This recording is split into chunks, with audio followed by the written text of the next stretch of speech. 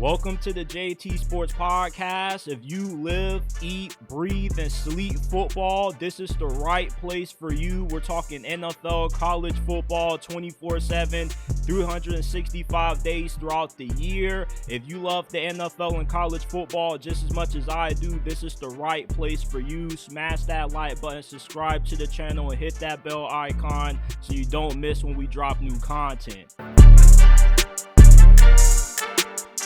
What's going on, everyone? Welcome back to another episode of the JT Sports Podcast. I'm your host, JT. I've been getting flooded with a ton of DMs on Instagram and X from a lot of you upset Jaguar fans because this morning you woke up to some good and then really horrific news. So around 8 o'clock this morning, it was announced that Doug Pederson has been officially fired as the head coach of the Jacksonville Jaguars. Everybody's celebrating. Everybody's happy because Doug Pederson, he ran his course in Jacksonville. You know, he built up the team for his first couple of years. They go 9-8. They make it to the playoffs in his first season as the head coach. They beat the Chargers in comeback fashion in the wild card round. They lose to Kansas City. And ever since then, it's been downhill. It was time for Doug P to go. And then a few hours later, it gets announced that General Manager Trent Baalke somehow, some way was able to survive the storm, and he's going to remain the general manager of the Jaguars. And a lot of y'all are really infuriated with this move, and I understand. You deserve to feel the way that you do because this is the worst decision that Shad Khan has ever made as the owner of the Jaguars. And look, I like Shad Khan.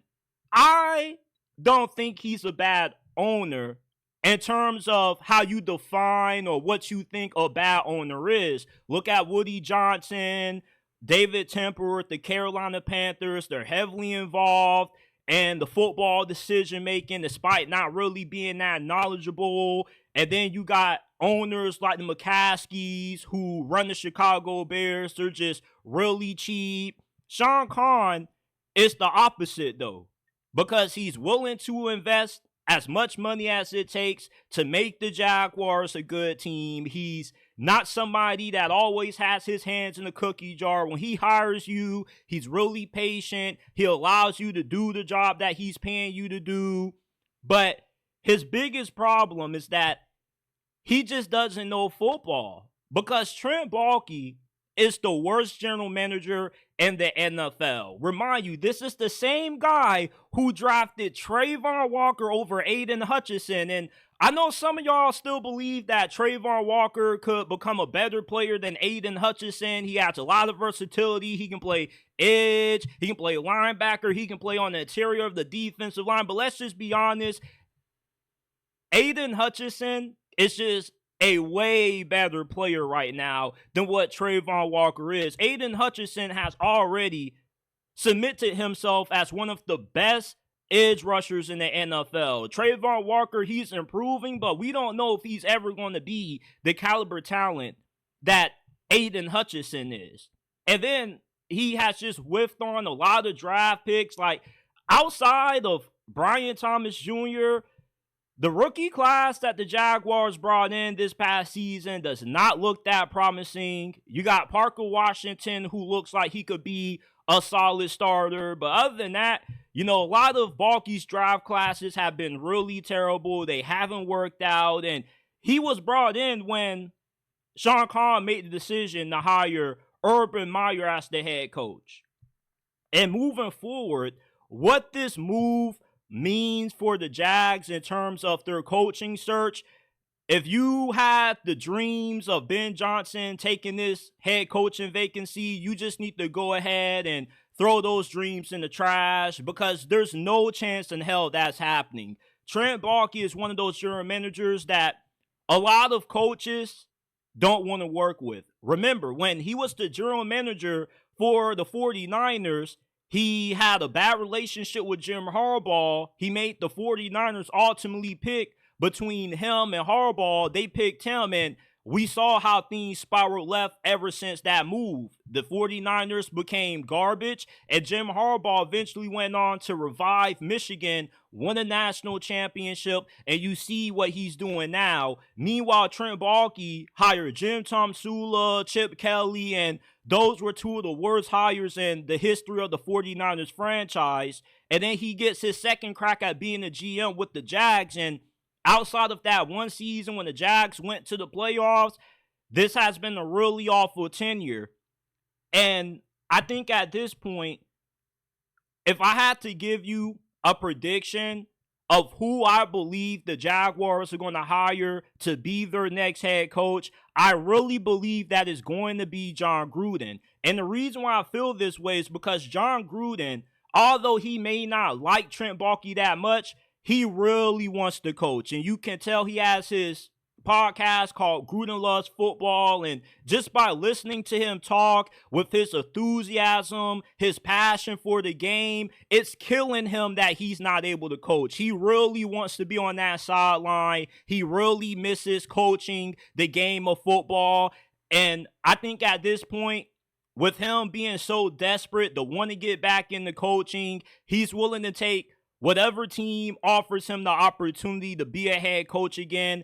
And I don't really think it would be a bad hire, honestly, because the Jaguars need an offensive-minded coach. I've been talking to a few of my homies who keep saying they want somebody who's a culture builder, like a Mike Vrabel or a Aaron Glenn, but the Jaguars got to find a way to get this brother Trevor Lawrence playing some good football again. You overpaid him this past offseason. He's tied for being the highest paid quarterback in the game. And you got to find a way to get T-Law playing good football again, because he's capable of playing some good football. I don't think that 2022 season was just a miracle year for him. He has shown the ability when he's healthy and he's playing at his best. He has all the tools to be one of the best quarterbacks in the game, but he just has been really inconsistent. And Doug Pederson is one of those coaches that he can build you up, but once he builds you up and you peak under him, you start to fall off. The same thing happened with the Philadelphia Eagles, and look how they've been ever since they made the decision to part ways with them. And for Jacksonville, you really got to prioritize Trevor Lawrence, because how far this team goes, how successful this franchise is moving forward over the next 3-4 years, all hinges on the shoulders of Trevor Lawrence, which is why they have to get an offensive-minded coach. And John Gruden is probably the best available on the market. You're not going to get Ben Johnson. Are you going to roll the dice and try to get Bobby Slowick after a disappointing season in Houston? Because a lot of Texans fans will be happy if he was to get a head coaching job, because then they won't have to deal with his bad play calling anymore. Are you going to roll the dice and gamble on hiring Liam Cohen, the current offensive coordinator for the Buccaneers? I think if you're Jacksonville, you should stick with somebody who has proven that he knows what it takes to get the most out of the quarterback position. And I know that John Gruden's tenure in the Raiders wasn't really nothing to write home about, but you got to remember, that was a rebuild. There's a reason why he had like a decade-long contract, because they knew that it was going to take more than 1 or 2 years to get the Raiders back on track. And John Gruden with Trevor Lawrence, he's an upgrade from what he had to work with Derek Carr. And I believe Trevor Lawrence really is motivated to succeed. You know, there's been a lot of questions about Trevor Lawrence commitment to the game of football. Does he really love the game? Does he really put in the work necessary to thrive at the NFL level? Listen, Trevor Lawrence has been the best thing that happened to this franchise since they first came to Jacksonville. And Trevor Lawrence is the only reason why people from a national media standpoint even pay attention to the Jaguars. And it wasn't until Trevor Lawrence got to Duval where the Jaguars have actually been playing in primetime games, because before T-Law, you never saw the Jaguars playing on Monday Night Football, primetime slots on CBS, whatever. It's like John Gruden would be the perfect head coach to fix Trevor Lawrence. This dude is an offensive guru. Dude is not a better head coaching candidate that the Jaguars can get who is more qualified than Jon Gruden to help fix Trevor Lawrence. At the end of the day, the next head coach needs to be able to get him playing good football next season, because if not, the Jaguars are going to continue to be one of the biggest laughingstocks in the NFL.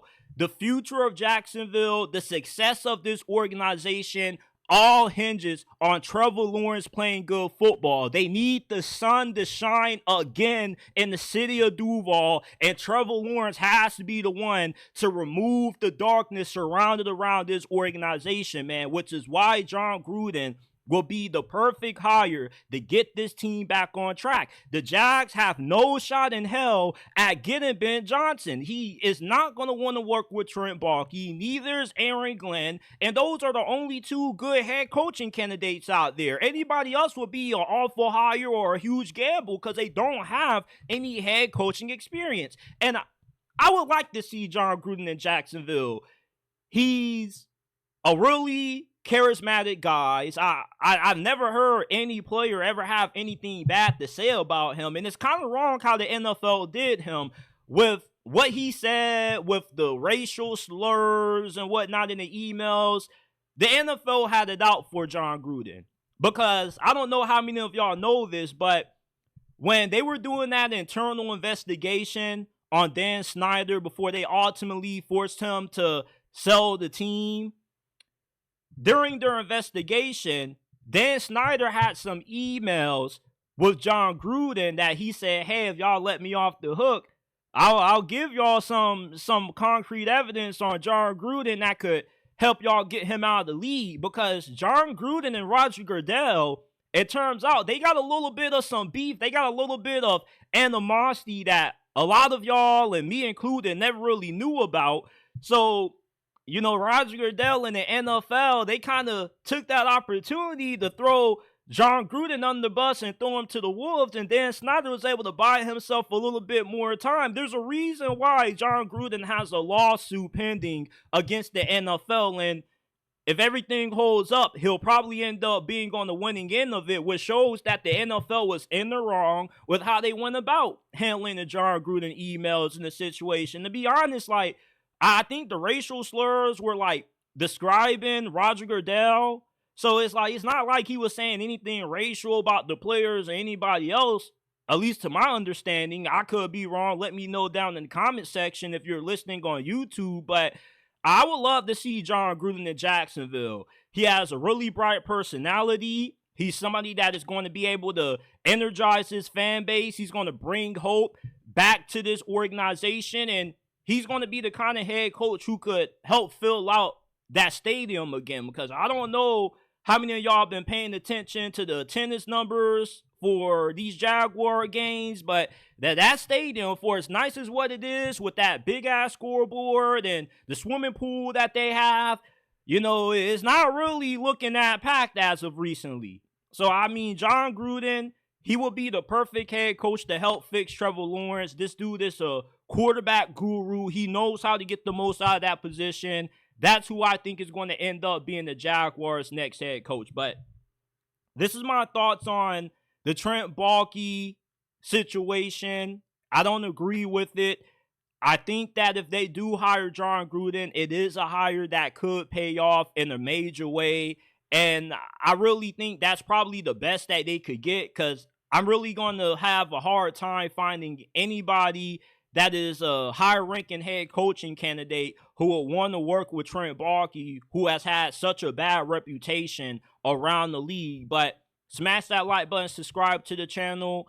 If you're listening on YouTube, if you're listening on podcasting platforms, give us a 5-star review if you haven't already. Shared this episode on social media with your friends, family members, and acquaintances. And I will see you guys shortly with another episode of the JT Sports Podcast.